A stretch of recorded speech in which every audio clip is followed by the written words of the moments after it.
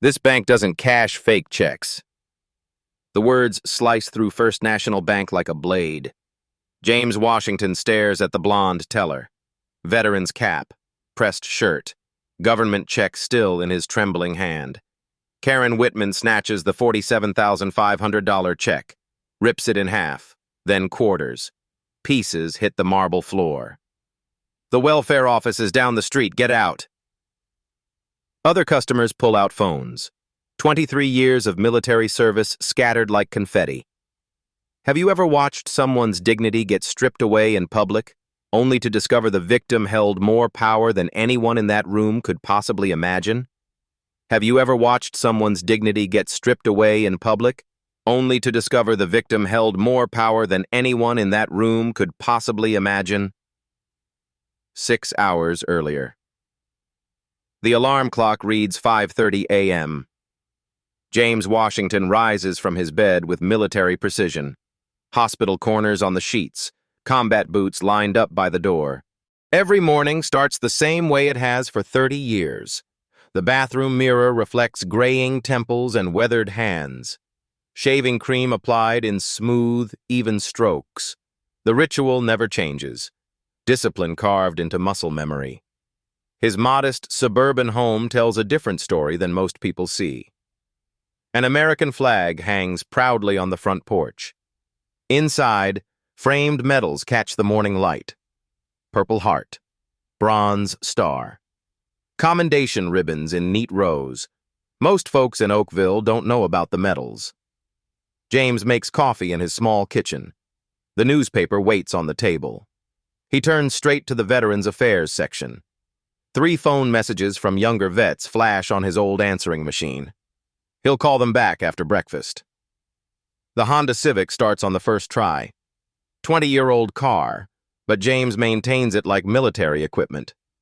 Oil changed every 3,000 miles. Tire pressure checked weekly. Everything in its place. Oakville's tree-lined streets wind past white picket fences and manicured lawns. This small town runs on routine. Everyone waves to everyone. Most people know each other's business. Except they don't really know James. At Murphy's Diner, elderly customers nod politely when he enters. Margaret Peterson waves from her usual booth. She knows him from the food bank where he volunteers every Tuesday and Thursday, organizing supplies with the same precision he once used for military operations. "Morning, James," Frank calls out to the cook. "Usual coffee to go?" "Yes, sir. Thank you." James pays exact change. Tips well. Hold the door for others. The kind of man who makes communities better just by being there. The post office next. Mrs. Lane struggles with heavy packages. James appears at her elbow without being asked. "Let me help you with those, ma'am." "Thank you, dear. You're so kind." She doesn't know he once carried wounded soldiers across desert battlefields. Kindness comes naturally to men who've seen too much cruelty. At Randolph's grocery, James lets 3 people cut ahead of him in line. The elderly woman with 1 item, the mother with crying twins. The teenager bought lunch before school. Small acts. Quiet service. No one notices heroes in checkout lines. But Karen Whitman notices different things. First National Bank sits on Main Street like an old money fortress. Marble floors gleam under crystal chandeliers. Wood paneling speaks of tradition and respectability. The kind of place that served the right kind of people for over a century. Karen has worked here 15 years. Head teller, born and raised in Oakville's affluent section. BMW in the driveway. Social connections that matter. Family name on the donor wall at the country club. She's built a reputation as someone who protects the bank's interests. Translation: she keeps out the riffraff. The undesirable elements trying to move into nice neighborhoods. Karen's BMW passes James's Honda on Elm Street. She notices, judges, files away information about who belongs where. The check James carries tells a story Karen will never bother to read. Operation Desert Storm. Chemical weapons disposal, classified missions that couldn't be discussed for decades, men who breathed poison so civilians wouldn't. heroes hidden by security clearances and government paperwork. The Department of Veterans Affairs recently declassified documents proving what James's unit endured. Chemical exposure that caused long-term health problems, liver damage, respiratory issues, pain that wakes him up at night. The $47,500 check represents justice delayed, compensation for service that nearly killed him. Money earned in desert sand and chemical clouds while most Americans slept safely in their beds. James parks outside the bank. Check his reflection in the rearview mirror. Straightens his veteran's cap. The same cap he's worn for 20 years. Faded but clean. Respectful but proud. He doesn't know Karen watched him park, doesn't see her lips purse in disapproval, doesn't notice how she prepares herself to handle another one of those people. Inside the bank, afternoon light filters through tall windows. Customers conduct quiet business. The atmosphere hums with small-town routine and old-money confidence. James approaches Karen's window because the line is shortest. A simple choice that will change everything. He believes in the system, trusts institutions, fought to protect the very values this bank claims to represent. In his pocket, the government check bears official seals and signatures, legal documentation of service and sacrifice, a paper trail that connects back to Pentagon files and classified operations. But Karen sees only skin color and assumptions. The collision between prejudice and truth is about to shatter the quiet afternoon like broken glass. Have you ever watched someone's dignity get stripped away in public, only to discover the victim held more power than anyone in that room could possibly imagine? The bank's marble floor echoes with James's footsteps. Lunch hour rush fills every teller window except one. Karen Whitman's line moves the fastest. People avoid her sharp tongue. James doesn't know her reputation yet. Good afternoon, ma'am. His voice carries decades of military respect. I'd like to deposit this check into my account, please. Karen's manicured fingers pause over her keyboard. Her eyes scan James from head to toe. Veteran's cap, pressed khakis, clean shirt. But he lives on Maple Street, the transitional neighborhood where those people have been moving. ID and account number. Her tone could freeze water. James slides his driver's license across the marble counter. Account information written neatly on a slip of paper. Everything prepared. Everything is proper. Karen glances at the address. Maple Street. Her suspicions were confirmed. What kind of check is this? She hasn't looked at it yet. The question carries accusations. Government check, ma'am. Compensation from the Department of Veterans Affairs. Karen's eyebrows arch. She's heard that story before. Deadbeats always claim military service when caught in lies. The check itself tells a different story. Official Treasury seal, department letterhead, computer-generated precision. But the amount stops Karen cold. $47,500. Her brain rejects the number immediately. Men like James don't earn money like that. Not legally. Sir, this amount seems excessive. Her voice rises just enough for nearby customers to hear. I'm going to need additional verification. James remains patient. Military service teaches you to deal with bureaucracy. Of course, ma'am. What verification do you need? Well, for starters, Karen leans forward, studying James like evidence in a crime scene. How does someone in your situation get this kind of money from the government? The words hang in the air like smoke. Other customers begin to notice. Conversations are slow. Heads turn. My situation? James's voice stays level, but something tightens around his eyes. I mean, this is a substantial amount. From some department I've never heard of. And frankly, she pauses, letting her gaze travel over James again. It doesn't match your profile. Margaret Peterson stands 3 customers back in line. She recognizes James from the food bank, the quiet man who organizes supplies without fanfare.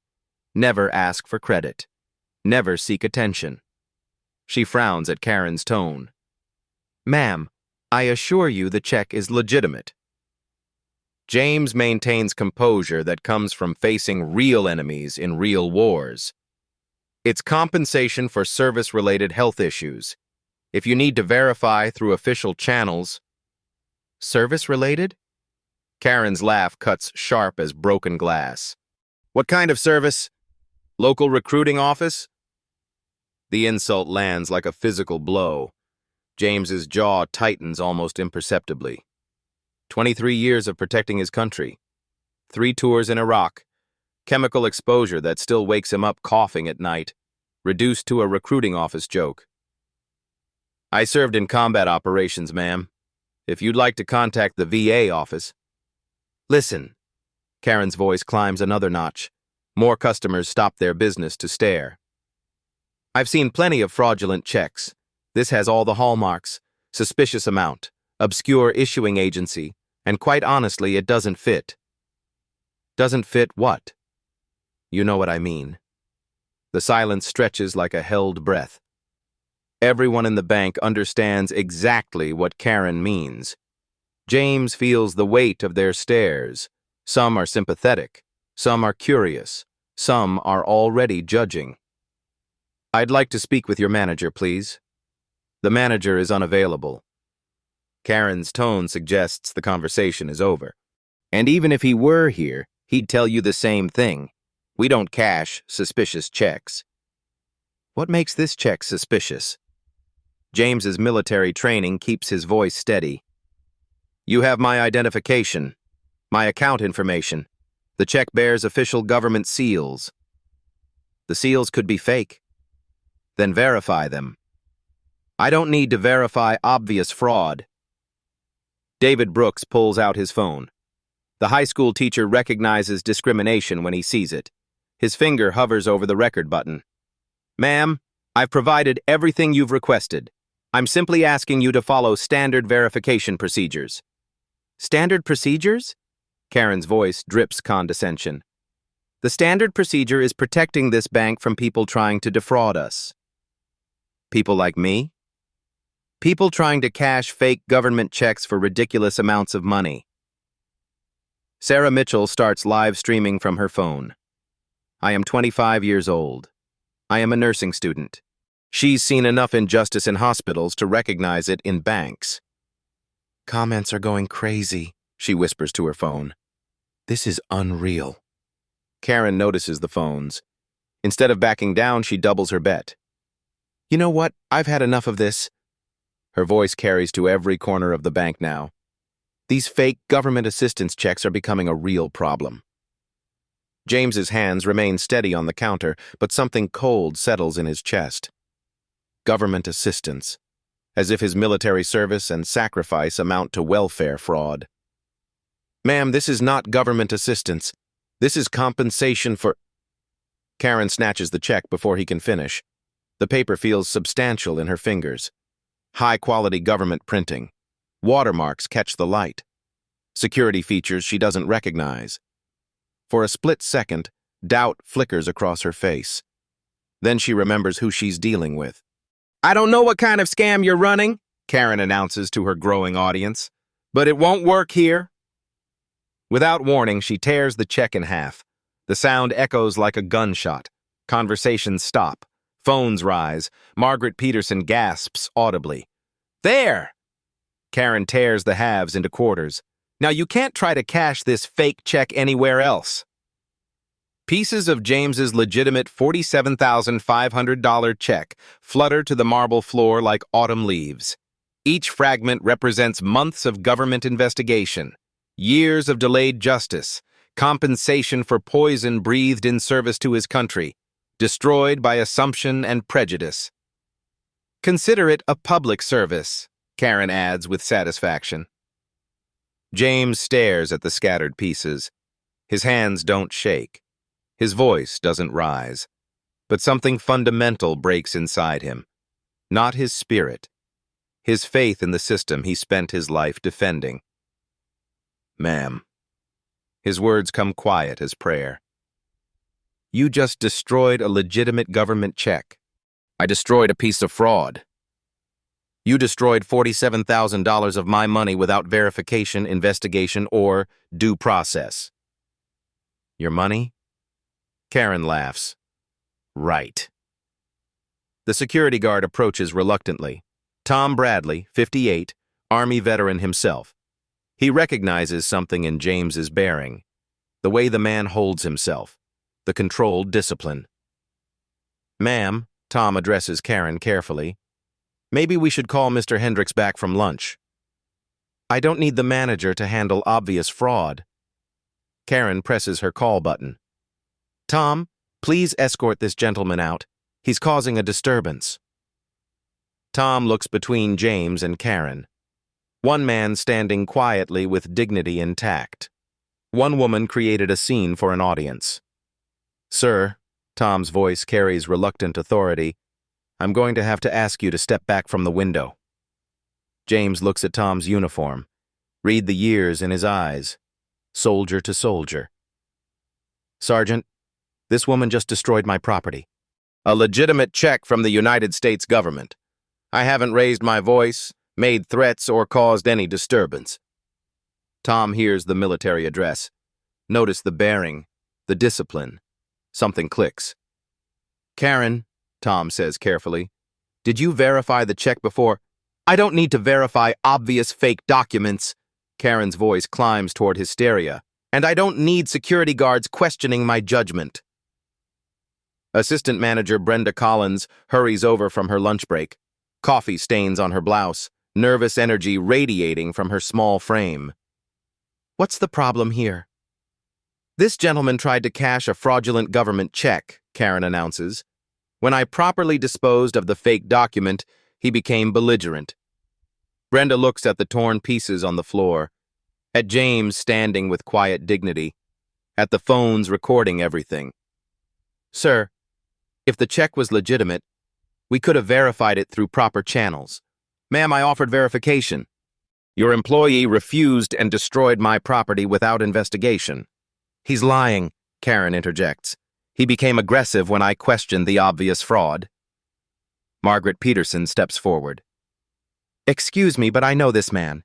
He volunteers at our community food bank every week. He's never been anything but respectful and helpful. Ma'am, please step back, Karen snaps. This doesn't concern you. But it concerns David Brooks, still recording. It concerns Sarah Mitchell, whose live stream now has over 3,000 viewers. It concerns every person in that bank watching Prejudice destroy justice in real time. Sir, Brenda tries diplomacy, I'm going to have to ask you to leave. If you believe the check was legitimate, you can contact the issuing agency for a replacement. James looks at her, sees fear in her eyes, fear of confronting the truth about what just happened. So your solution is for me to leave quietly after your employee destroyed $47,000 of my money based on her assumptions about what I deserve? Now he's playing the race card, Karen announces triumphantly. I knew this was coming. The words hit like a slap. James served his country without regard to race, bled for Americans of every color, protected freedoms for people who now question his right to basic respect. Ma'am, I'm not playing anything. I'm asking for the same service you'd provide any other customer. But Karen has made her choice. Brenda has made hers. The system James spent his life defending has failed him completely. Time for a different kind of service. James pulls out his phone. James's phone emerges from his pocket with deliberate precision, the same controlled movement he once used for weapons handling. Every action is measured. Every decision is calculated. Karen sees the phone and smirks. Oh, calling your lawyer? Good luck with that. She turns to Brenda with theatrical confidence. Watch this. They always threaten lawsuits when their scams don't work. But James isn't calling a lawyer. Yes, this is James Washington, he says into the phone. His voice carries military authority that cuts through the bank's chatter. I need to report the destruction of Treasury check number 47291B, First National Bank of Oakville. Karen's smirk falters slightly. Treasury check? She destroyed a welfare check, right? The voice on the other end grows louder, urgent. Professional people nearby can hear fragments of the conversation. Mr. Washington, did you say treasury check? That's a federal financial instrument. The destruction of federal documents is a serious crime. Are you in immediate danger? Karen's face drains 2 shades paler. I'm safe, James continues. But the teller destroyed my compensation check without verification. The amount was $47,500. Dead silence spreads through the bank like spilled ink. Sir, we're dispatching federal agents immediately. Please remain on location and preserve any evidence, including security footage. Karen grabs Brenda's arm. Her manicured nails dig into fabric. Federal agents? She hisses. For a fake welfare check? But Brenda isn't listening to Karen anymore. She's watching James. The man stands with military bearing that suggests he's accustomed to federal phone calls, comfortable with official procedures. This isn't someone calling a strip mall lawyer. Sarah Mitchell's live stream explodes with comments. OMG federal agents! This bank teller is about to get arrested. That man was telling the truth. She destroyed a real government check. Her viewer count climbs past 5,000. The stream automatically shares to Facebook, Twitter, TikTok. Social media algorithms detect viral content and push it harder. David Brooks continues recording, but now he's narrating for his audience. This is incredible. A bank employee just destroyed what appears to be a legitimate federal check, and now federal agents are coming to investigate. The customer has remained completely calm throughout this entire ordeal. Margaret Peterson approaches the teller window despite Brenda's attempts to control the situation. Excuse me, she addresses Karen directly. I've known James Washington for 2 years. He volunteers at our food bank every week. He's never been anything but honest and respectful. Ma'am, please step away from the counter, Karen snaps, but her voice lacks its earlier confidence. He organizes supplies for homeless veterans, Margaret continues.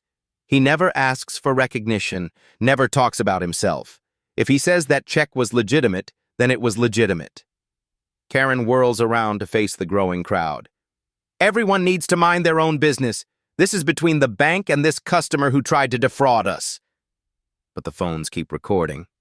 The live streams keep broadcasting, and James keeps talking to federal authorities. The teller's name is Karen Whitman. James provides information with military efficiency. She refused verification procedures and destroyed the check in front of multiple witnesses. The destruction was deliberate and malicious. Karen can hear every word. Each fact hammers home the reality of her situation. The bank's main phone starts ringing. Brenda answers with trembling fingers. First National Bank, this is... What? Who is this? Corporate headquarters? Yes, we have a situation here. Federal agents? Coming here? When? She hangs up and stares at Karen with wide eyes. That was the regional office. They've received multiple calls about this incident, including one from the Department of Treasury. There are federal agents en route to this location. Karen's world tilts sideways. That's impossible. I destroyed a fake check. I was protecting the bank. Karen, Brenda's voice drops to a whisper. What if it wasn't fake? For the first time, real doubt creeps into Karen's consciousness. She replays the moment in her mind. The check felt substantial, high-quality paper, professional printing, security features she didn't examine. But he's black, lives on Maple Street, drives an old Honda. People like that don't get $47,500 checks from the government, do they? James ends his phone call and addresses the bank staff. Federal agents will arrive within 15 minutes. They've requested that all security footage be preserved. No one should leave the premises. Tom Bradley, the security guard, steps forward. Sir, I need to ask, what branch of service? James looks at the older man, sees recognition in his eyes. soldier to soldier. Army Combat Engineer, 23rd Engineer Battalion, 3 tours to Iraq. Tom's face hardens. He turns to Karen with newfound authority. Ma'am, you need to stop talking. Right now. Don't tell me what to do! Karen's voice climbs toward hysteria. I work here! I was protecting the bank from fraud! You destroyed a combat veteran's property without investigation, Tom states flatly. That's not protecting anything. The crowd of customers grows thicker. Word spreads through Oakville's small business district. People abandon their errands to witness the drama. Sarah's live stream reaches 8,000 viewers. Comments flood in faster than she can read them. Justice is coming. That bank teller is going to federal prison. This veteran deserves better. She's about to get what she deserves. Karen sees the crowd, sees the phones, sees her world collapsing in real time. This is all a misunderstanding, she announces to the gathered audience. I was just doing my job, following bank policy. What policy? Brenda asks sharply. What policy allows you to destroy customer property without verification? Karen realizes she has no answer, no defense, no way out. No way. The bank's phone rings again. Brenda answers. First National. Yes, sir. I understand. Yes, she's still here. She hangs up and looks at Karen with something approaching pity. That was our legal department. They're sending a lawyer immediately. They advise you to remain silent until he arrives. But Karen can't remain silent. Can't accept that she might be wrong. Can't process the possibility that her assumptions led her to commit a federal crime. He's just playing the victim, she shouts, using his supposed military service to make me look bad. The words hang in the air like toxic smoke. James turns to face her fully for the first time since the confrontation began. Ma'am, I spent 23 years serving this country. I never asked for special treatment, never demanded recognition, never played any cards except the ones dealt by my government in compensation for service-related injuries. His voice carries the weight of desert winds and chemical burns and sleepless nights coughing up blood. I came to your bank as a customer, a citizen, a veteran who earned every dollar of that compensation through sacrifice you couldn't begin to understand. Karen shrinks back from the quiet intensity in his voice. All I wanted was to deposit my money. Instead, you chose to humiliate me based on assumptions about who I am and what I deserve. The bank falls completely silent, except for the soft sounds of phones recording history. But you know what, ma'am? Your assumptions just cost you everything. Outside, 3 black SUVs pull into the parking lot. Federal agents emerge wearing dark suits and serious expressions. They move with purpose toward the bank's entrance. Karen sees them through the window and makes a sound like a trapped animal. This isn't happening, she whispers. This can't be happening. But it is happening.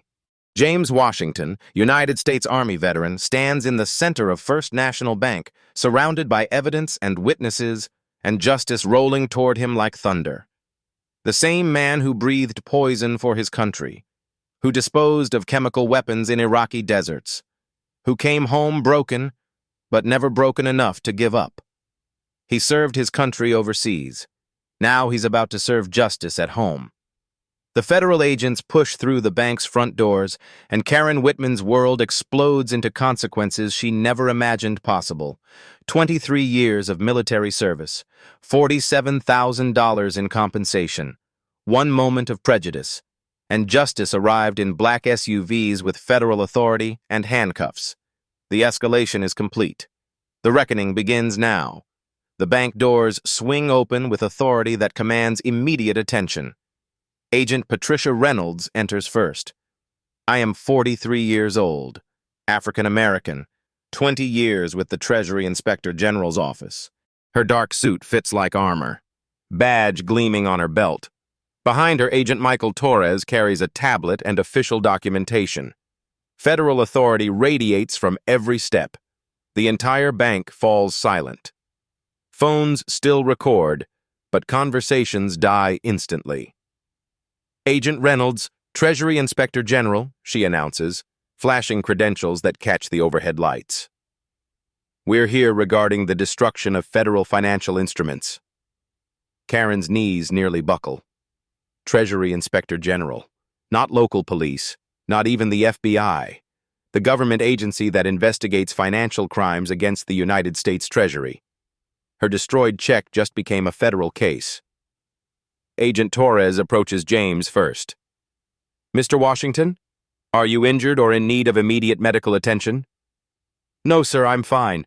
Just had my property destroyed by bank personnel." The formal exchange carries weight that everyone in the bank understands. This isn't a customer complaint anymore. This is a federal investigation with a federal victim. Agent Reynolds turns to the bank staff with laser focus. "Who destroyed the treasury check?" Brenda points at Karen with a trembling finger. All loyalty evaporates when federal agents ask direct questions. Karen steps forward, still clinging to her version of reality. "Agents, I'm Karen Whitman, head teller. This gentleman tried to cash an obviously fraudulent government check. I was protecting the bank from fraud." Agent Reynolds consults her tablet. "Ms. Whitman, the check you destroyed, Treasury check number 47291B, was issued by the Department of Veterans Affairs as compensation for classified military service injuries." The words hit like physical blows. Classified military service? Not welfare? Not fraud? Classified operations that required federal security clearance. The amount was $47,500, representing compensation for veterans exposed to chemical agents during Operation Desert Storm. Margaret Peterson gasps audibly. Chemical agents. The quiet man who organizes food bank supplies survived chemical weapons. Agent Torres continues reading from official documentation. "Staff Sergeant James Washington, United States Army, retired. Purple Heart recipient for injuries sustained during chemical exposure while serving with the 23rd Combat Engineer Battalion." The bank's atmosphere shifts like a fault line cracking. Every assumption crumbles. Every prejudice is exposed. Bronze Star for valor during the Battle of Kafji, where he and his unit disabled chemical weapons that could have killed thousands of civilians. Sarah's live stream comments explode. "He's a war hero." "She destroyed a hero's check." "Chemical weapons disposal." "Purple Heart recipient." Agent Reynolds continues the devastating revelation. "Sergeant Washington currently maintains secret security clearance as a consultant to the Department of Veterans Affairs. He's personally responsible for locating and securing benefits for over 200 veterans affected by similar chemical exposures." Karen's world collapses completely. Not just a veteran, a decorated war hero, a man with active security clearance who serves other veterans, a man whose sacrifice saved thousands of lives, and she called it welfare fraud. Furthermore, Agent Torres adds, Mr. Washington's unit handled disposal of chemical weapons that Saddam Hussein's forces abandoned during the Gulf War retreat. Classified operations that couldn't be discussed until documents were declassified in 2023. James stands quietly as his service record fills the bank. No pride in his bearing, no "I told you so" attitude. Just the same quiet dignity he's carried since walking through those doors. Tom Bradley, the security guard, removes his hat. "Sir," he addresses James formally. "Army Security Agency, 1975 to 1995. It's an honor." Veteran to veteran. Respect finally given where respect is due. Agent Reynolds turns back to Karen with cold professionalism. "Ms. Whitman, destruction of federal financial instruments is a felony punishable by up to $10,000 in fines and 1 year in federal prison." Karen's legs give out. She grabs the counter for support. "I didn't know. Nobody told me he was a veteran. How was I supposed to know?" "His military service is irrelevant," Agent Torres states firmly. "You destroyed a customer's property based on assumptions about his appearance and background." The power dynamic has completely reversed. Karen, who held absolute authority 30 minutes ago, now faces federal prosecution. James, who was humiliated and dismissed, stands protected by federal agents and vindicated by official documentation. "But the amount was so high," Karen whimpers. "And he lives on Maple Street, drives an old car. I thought—" "You thought what?" Agent Reynolds' voice cuts like ice. Karen can't answer. Can't say what she really thought without confessing to the racial profiling that destroyed her career. Brenda attempts damage control. "Agents, surely this can be resolved without criminal charges. The bank will issue a formal apology and cover all costs for replacing the check."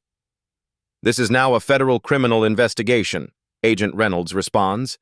"The destruction was witnessed by dozens of people and streamed live on social media. There's no quiet resolution." James speaks for the first time since the agents arrived. "Agents, I appreciate your response, but I want everyone here to understand something important." The bank holds its collective breath. "This isn't about me or my military service. This is about how people get treated based on assumptions and prejudice. Military service shouldn't be required to earn basic human dignity." His words carry the weight of someone who fought for principles, not recognition. Every person who walks through these doors deserves respect. Every customer deserves fair treatment. Every human being deserves dignity. Agent Reynolds produces handcuffs.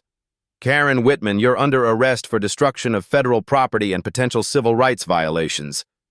The metallic click of handcuffs echoes through the marble-floored bank like a gavel falling. "You have the right to remain silent. You have the right to an attorney." As Karen is led away in federal custody, her 15-year banking career ends in shame and criminal charges. The woman who judged James by his zip code and skin color now faces judgment by federal law. The man she dismissed as a welfare fraud stands revealed as a decorated war hero who saved lives and served with honor. Power has shifted completely. Justice wears a federal badge and carries handcuffs. And James Washington, who served his country in chemical clouds and desert battles, has served justice in a small-town bank with quiet dignity and unshakable truth. The reversal is complete. The reckoning has only just begun. Karen's handcuffed figure disappears through the bank's front doors. Federal agents escort her to a waiting SUV while phones capture every moment. The silence left behind feels different, heavier, like the air after lightning strikes. Agent Reynolds addresses the remaining bank staff with professional authority. "We'll need complete security footage from today, all documentation related to your check verification procedures, and contact information for every employee who witnessed this incident." Brenda nods frantically, sweat beading on her forehead. "Of course. Anything you need. This doesn't represent our bank's values." "We'll determine that through investigation," Agent Torres responds coldly. The bank's main phone erupts with incoming calls: corporate headquarters, regional managers, legal department. News of the federal arrest travels faster than wildfire through banking networks. Branch manager Robert Hendricks bursts through the employee entrance, his lunch meeting abandoned after frantic phone calls from corporate. "Agent Reynolds, I'm Robert Hendricks, branch manager. I want to assure you this is an isolated incident that doesn't reflect our institution's policies." Agent Reynolds studies him with calculating eyes. "Mr. Hendricks, we've already contacted your corporate office. They're implementing immediate policy changes and mandatory sensitivity training across all branches." The words hit like a corporate death sentence. Mandatory training means federal oversight. Policy changes mean admitting institutional problems. This incident just became a company-wide crisis. Margaret Peterson approaches James hesitantly. "James, I am so deeply sorry. I've known you for 2 years at the food bank, and you never once mentioned your service or acted like you deserved special treatment." James's response carries the same quiet grace he's shown throughout the ordeal. "Service is supposed to be selfless, ma'am. I didn't do it for recognition." David Brooks continues recording but steps closer. "Mr. Washington, would you be willing to share your story publicly? People need to see what really happened here." James considers the question carefully. If it helps prevent this from happening to someone else, yes. His willingness to speak publicly ensures this story won't disappear, won't get buried in corporate damage control or legal settlements. Hendricks receives a conference call from corporate headquarters, forced to take it on speakerphone due to the ongoing federal investigation. "Robert, we're implementing emergency protocols," the corporate voice crackles through the speaker. "Immediate bias training for all employees. New verification procedures for large checks. Complete review of that branch's practices over the past 5 years." The investigation won't stop with Karen. It will examine patterns, policies, institutional behavior. Agent Torres provides crucial information to James. "Mr. Washington, the Treasury Department is expediting the replacement of your check. It will be available within 48 hours with priority delivery." "Thank you, Agent Torres. We want you to know that your service record shows exemplary dedication.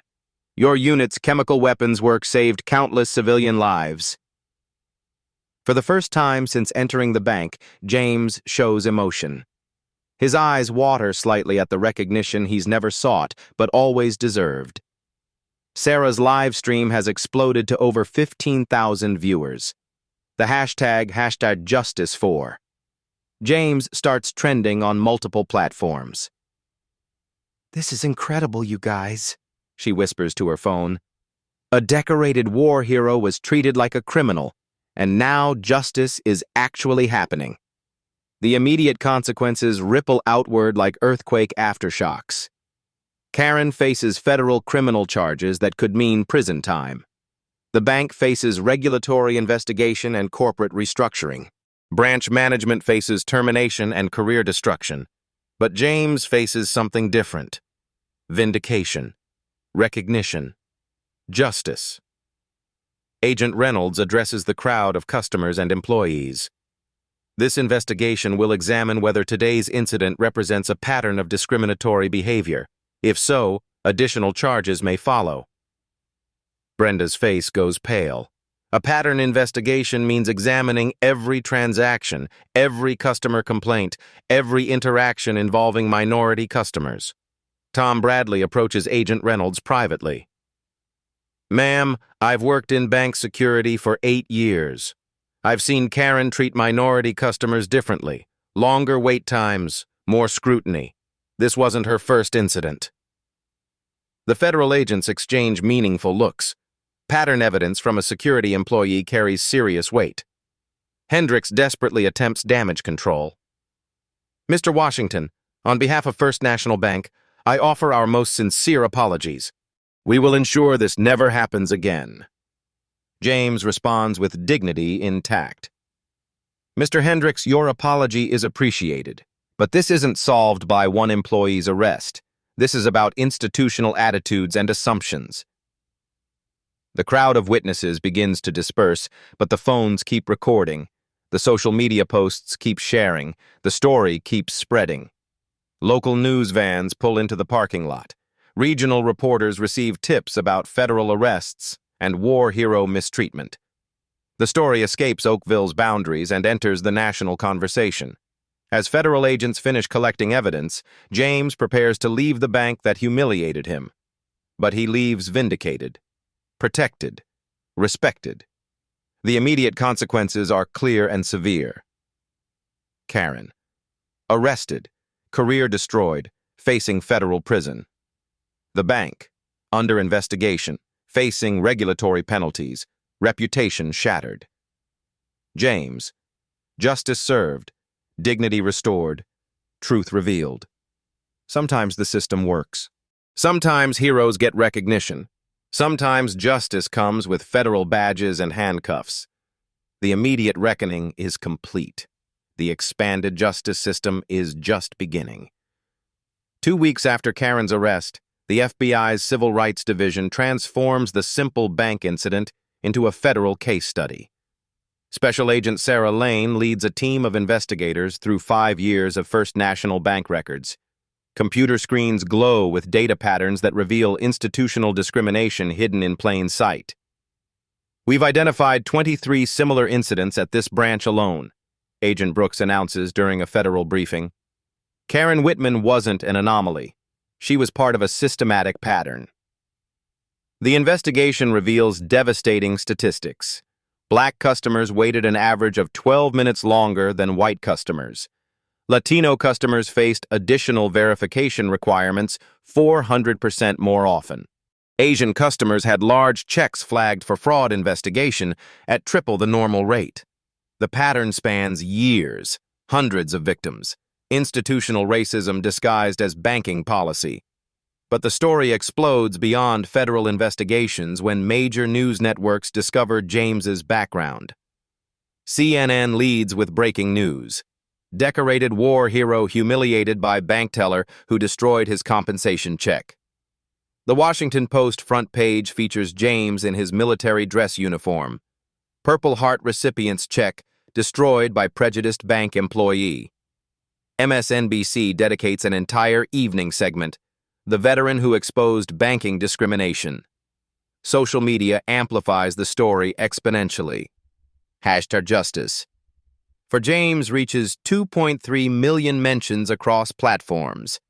The video of Karen destroying the check goes viral with over 50 million views. But expanded justice requires more than media coverage. It requires legal consequences. Federal courthouse, 3 weeks later. Karen sits in an orange jumpsuit, flanked by an overworked public defender. The charges have expanded beyond simple destruction of federal property. Prosecutor Janet Williams addresses the packed courtroom. Your Honor, the defendant didn't just destroy a piece of paper. She used her position of authority to systematically discriminate against minority customers, culminating in the destruction of a $47,500 Treasury check belonging to a decorated combat veteran. The evidence presented is overwhelming.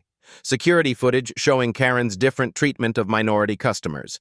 Recorded customer complaints filed with management over 2 years, all ignored. Internal bank emails revealing management's awareness of discriminatory practices. Statistical analysis proving disparate treatment based on race and ethnicity. Karen's defense attorney attempts damage control. Your Honor, my client made an error in judgment. She believed she was protecting the bank from fraud. But Prosecutor Williams destroys that defense with devastating evidence. The defendant made no attempt to verify the check. She destroyed it within 90 seconds of seeing the customer. Her actions were based solely on racial assumptions. The trial became a media sensation. Court TV broadcasts live coverage. Legal experts analyze every witness testimony. Civil rights organizations pack the courtroom galleries. James takes the witness stand wearing his military dress uniform, Purple Heart ribbon visible on his chest, bronze star gleaming under courtroom lights.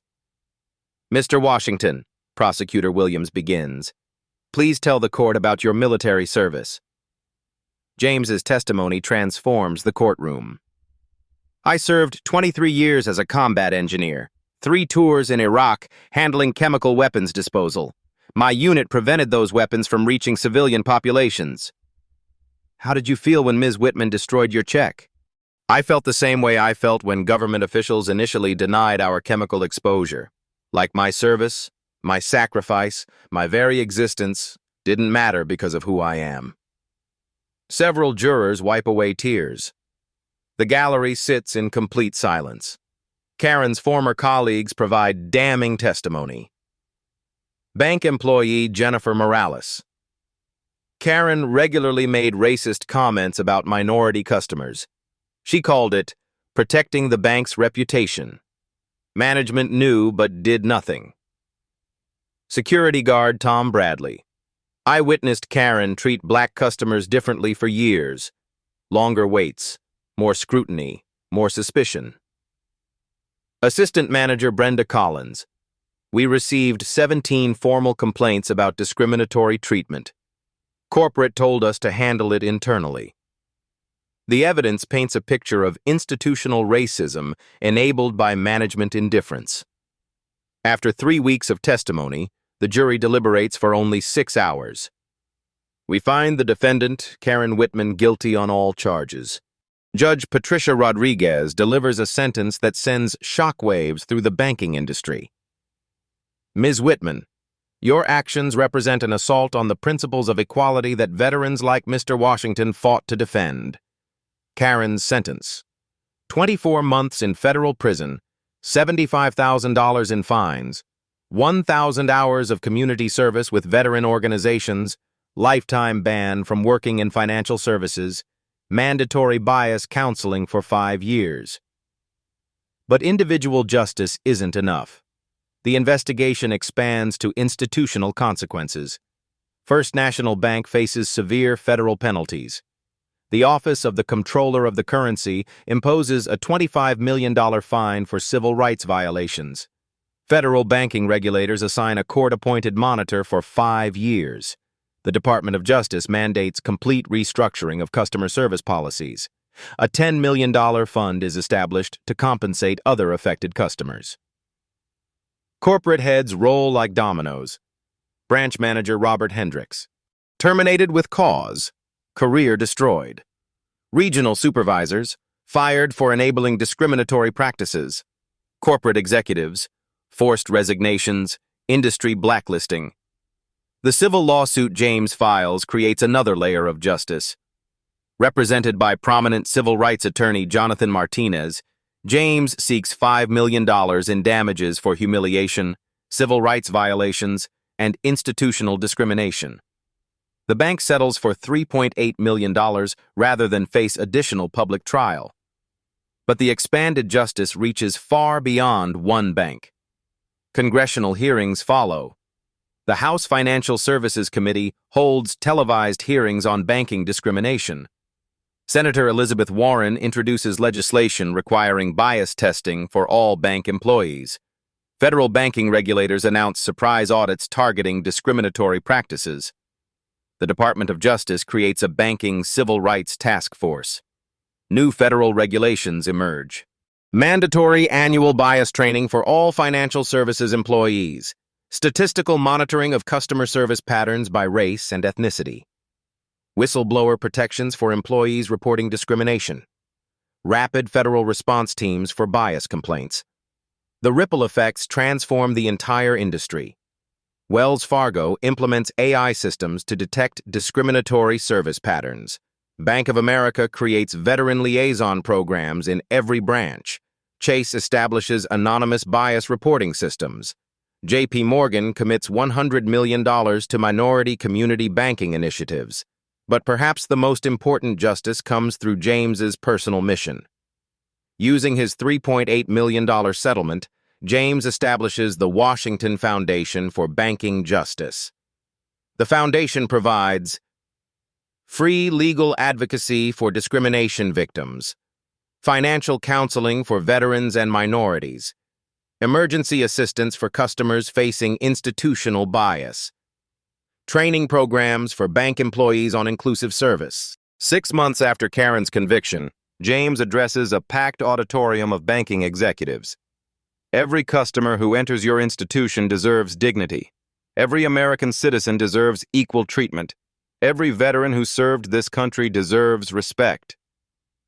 The cost of prejudice isn't just legal penalties. It's the cost of betraying the very principles that make America worth defending. The audience gives him a standing ovation. Karen serves her federal sentence at minimum security prison, participating in rehabilitation programs, including racial bias counseling and community service with veteran organizations. Upon release, she issues a public statement. My actions were inexcusable. I've spent every day examining my prejudices and working to become better. I can never repair the damage I caused, but I commit to fighting the discrimination I once perpetuated. The expanded justice is complete. Individual accountability through criminal conviction. Institutional reform through federal oversight. Industry transformation through regulatory change. Societal progress through public awareness. Personal redemption through continued service. Justice served. Dignity restored. System reformed. The second climax delivers everything the first couldn't. Lasting change that protects countless future victims from experiencing James Washington's humiliation. Sometimes justice is a federal badge and handcuffs. Sometimes justice is a transformed industry and protected civil rights. Sometimes justice is a decorated veteran story changing America for the better. 1 year later, James Washington stands in the lobby of First National Bank of Oakville. The same marble floors, the same tall windows. But everything else has transformed. A prominent display near the entrance reads, "Honoring our veterans and serving all customers with dignity and respect." James's photograph in military uniform sits beside testimonials from satisfied customers of every background. New branch manager Maria Santos, a former Navy officer, greets every customer personally. Her staff reflects the community's diversity. Spanish, Vietnamese, and English conversations blend naturally in the waiting area. "Mr. Washington," Maria approaches with genuine warmth, "thank you for visiting us today. Your foundation's financial literacy program has helped over 300 families in our community." The Washington Foundation for Banking Justice operates from a small office downtown. James arrives each morning at 6 a.m., still maintaining military precision.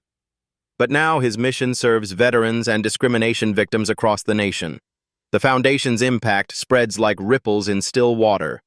Free legal advocacy has helped 847 discrimination victims nationwide. Financial counseling serves 200 veterans monthly. Emergency assistance has prevented 156 families from losing homes due to banking bias. Training programs have educated over 50,000 bank employees on inclusive service. James's story echoes in congressional hearings, corporate boardrooms, and civil rights classrooms. The quiet veteran who wanted to deposit a check became the catalyst for nationwide banking reform. At Oakville Community College, James addresses a packed auditorium of business students. "I didn't serve overseas to be treated as a second-class citizen at home, but one moment of injustice became an opportunity for lasting change." His voice carries the same quiet strength that sustained him through chemical weapons and federal investigations. Every person in this room has the power to choose dignity over prejudice, to choose understanding over assumption, to choose justice over indifference. The students give him a standing ovation that lasts 3 minutes. Karen Whitman completes her federal sentence and emerges as an unlikely advocate for change. Her mandatory community service with veteran organizations transforms her perspective completely. "I destroyed more than a check that day," she tells a bias training seminar. "I destroyed my own humanity. But James Washington showed me that redemption is possible through service to others." She now works for a nonprofit organization helping formerly incarcerated individuals reintegrate into society. Her salary, minimum wage. Her purpose, redemption through service. The banking industry bears permanent scars and improvements from the Washington case. Federal regulators conduct surprise bias audits at 1-200 banks annually.